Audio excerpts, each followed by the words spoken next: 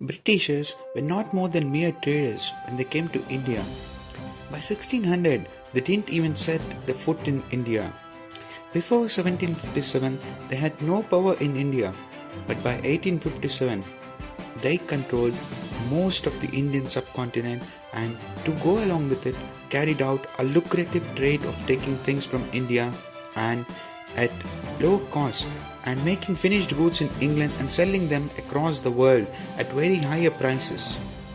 For this task of controlling Indian kingdoms and ruling major parts of the Indian subcontinent over them directly or indirectly was not just coincidence.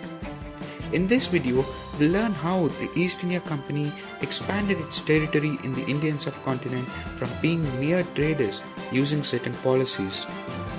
The company of traders and merchants had a handful of policies to apply on the native kingdoms to rule subsidiary alliance system and doctrine of lapse. These two systems proved really helpful to the British in expanding their territorial power in India. Subsidiary alliance system was an agreement between the native king and the East India Company. This system was introduced by Wellesley. According to this agreement, the native king will be protected against the attacks of the neighboring kingdoms by the East India Company army. The responsibility to protect the king and the kingdom 24/7 is of EICs. In return, the native king has to pay salaries to the East India Company army. He also should not wage a war or conclude a treaty of peace with any other native kingdom without the permission of East India Company. The foreign affairs of the native kingdom is to be managed by an officer of the East India Company stationed in the court of the native kingdom. Also, he is not supposed to employ any other European in his court other than the members of the East India Company. Indirectly, the power to manage things of importance were taken away by the East India Company from the native kings, whosoever signed the treaty. The king merely remained a puppet and only to pay salaries to the East India Company army. Slowly, the native kings, on the pretext of this treaty, were drained out of their wealth and of their power, and were pauperized finally. Kings which joined this policy and were victims of British tactics of expansion, to name a few, were the Nizam of Hyderabad, Mysore Raja Tipu Sultan, Nawab of Awadh, and many Maratha states also fell prey for this. The other policy which proved lethal and fatal to the East India Company power in India was doctrine of lapse.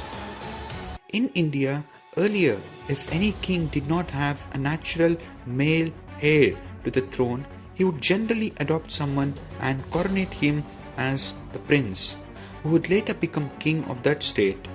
This is the norm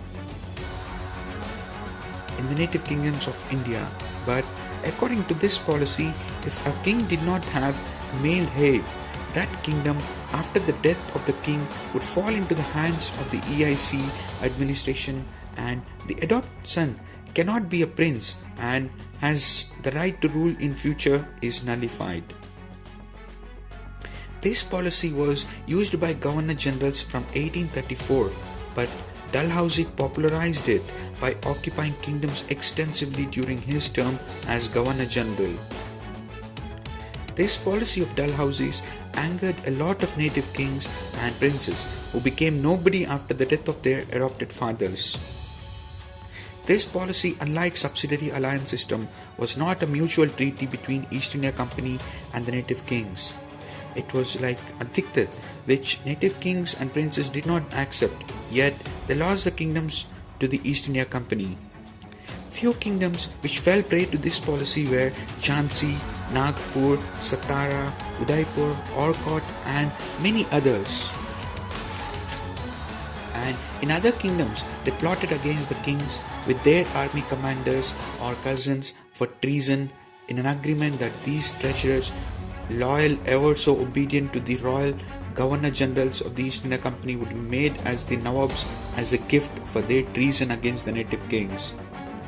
Also, in other kingdoms like that in the Punjab and Afghans, they did wage battles.